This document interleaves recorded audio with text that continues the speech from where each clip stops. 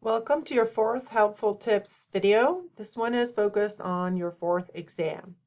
Please note that this exam only has 2 questions for 50 points each. Please make sure to root your answers in course material and explain in detail. In this assignment, you are considering a hypothetical situation in which you are asked to travel abroad as an expatriate. The scenario describes your current location in Charlotte, North Carolina, your current pay, your bonus structure, and your family structure. When you frame your answers, please select one of the 3 destinations identified in the question, either Abu Dhabi, United Arab Emirates, Tokyo, Japan, or Mumbai, India. Please make sure to select one and structure your answers as they would apply to that particular destination. This exam is focused predominantly on chapters 11 and 12, which are about international human resource management.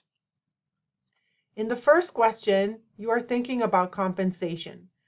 Think about 4 relevant issues that apply to international compensation and explain in detail.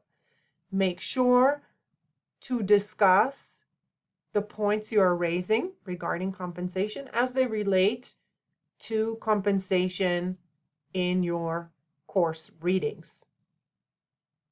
You must integrate course material into your answer for full credit. In the second question, you are to think about any other questions that you might have as an expatriate outside of compensation. Again, you are to identify 4 relevant questions that apply to international assignments and explain in detail what your expectations would be from your employer if you were to be sent to one of the 3 destinations. If you want to pick a different destination for question 1 and question 2, you're welcome to do that. But you must frame your discussion about one of the 3 destinations. You don't have to discuss all 3, just pick one. Please let me know if you have any additional questions.